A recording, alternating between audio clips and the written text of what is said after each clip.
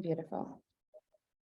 Yes. So surrendering one's will to divine will. For me, this whole year, it has been that experience from, even as Matt mentioned, from being homeless, because I ended a 5-year relationship that represented all my quote unquote financial security. And I always create and have clients and do sessions, but it was always like a bonus to my already paid life through my relationship. So that was like a huge jump to like being able to, how am I going to self-support myself in the lifestyle that I was used to without having the boyfriend or relationship that was adding that to my life. So that took me on a quest of so much self-empowerment, and I was able to travel the world and manifest even more coaching clients and opportunities and connections out of not knowing. But I had to put myself in situations where I didn't know how I was going to live. I didn't know if I was going to have enough money to rent an Airbnb. I didn't know if I was going to make it to have like food, or it was just fully just, you know what, I know I need to leave this relationship, which was offering me marriage, right? So it's like I can marry this wealthy person and I can just be the rest of, and I love this person, but I was like, I need to put myself in a situation where I can recreate my life from scratch and just trust the field.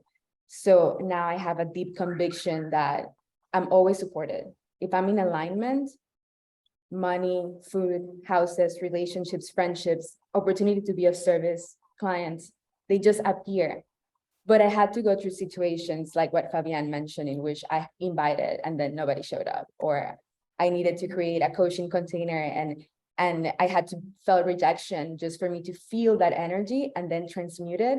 And then the next day, the person and the client that was supposed to be there appeared, kind of. I don't know if that made sense, but.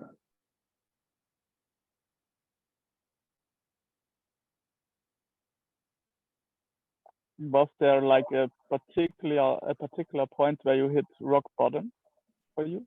Anything that was really challenging? Yeah, this is a really funny story. I went to London and a friend out of nowhere, because this is what happens, right? Kind of like the Bashar technique that Fabian loves, and I also apply it a lot with a subtlety of heart resonance, not just highest excitement can be. For me, I have an addictive personality. This is not the question, but just a context. So for me, using the Bashar method in highest excitement, I have to transmit it to my heart because my ego could get attached, which that's also why I understand Anish and why he's here. I understand getting attached to a person out of putting God in the sense of a romantic relationship. With that said, I created this friendship connection out of the field that offered me in London a place to stay.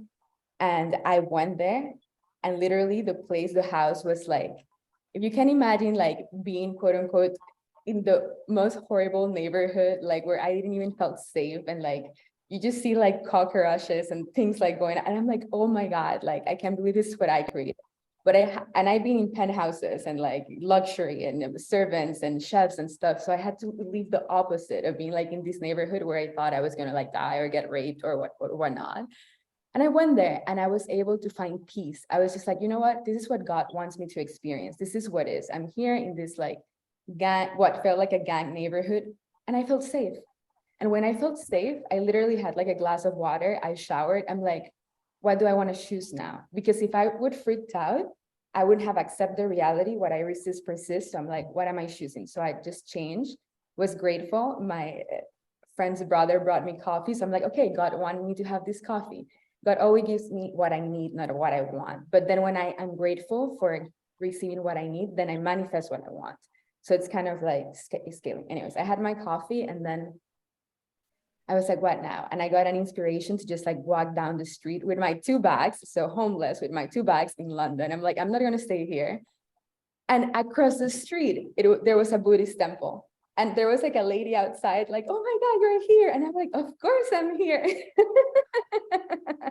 And then I was able to enter the Buddhist temple. And it was such a beautiful energy. Like I was in a little room where like literally if you stand up and you move, you're already like in the bathroom. But there was like monks, there was a temple, there was chanting. There were like, the bathroom was huge. There was food.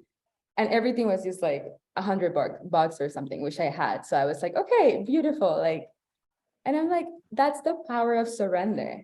Like, okay, I had to go through the shithole to then create like the monastery, which was across the street. But that means that what Matt mentioned, there's no need to be afraid of being homeless. You can be homeless and ecstatic because I've been there and it's okay.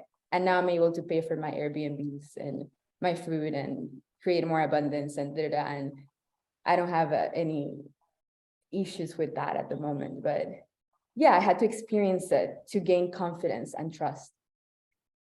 So.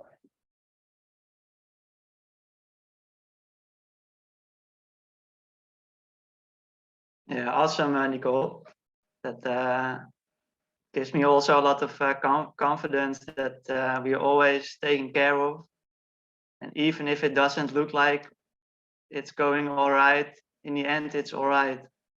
Like sometimes you just need to learn some things first before we can move to something bigger. Sweet. Yes, Matt. And that goes back to the Bashar theory.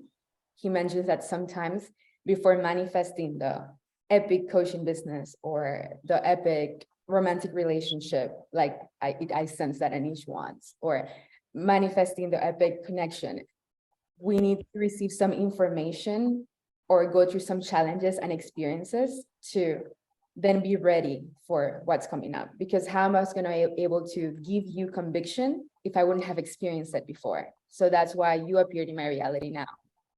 So it's just like, or how Fabian mentioned about maybe the men's retreat situation or the kids sitting next door and laughing or whatnot.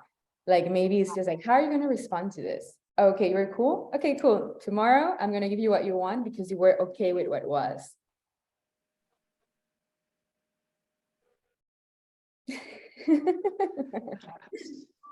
So, Nikki, you're saying that no matter what situations we are in, we should be willing to welcome.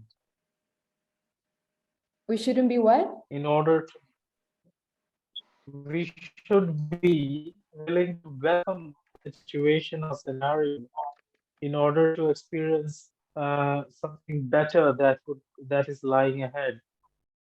Is that what you're trying to say? I think if I heard you well, you said that it's not about the outcome, right? No, I said that we are. What I meant is that everybody is in different situation, right? Facing things, and sometimes we get stuck with things. So all I meant is, from what I understood from you is that you're saying that in any scenario, just be happy with that, and a new scenario would automatically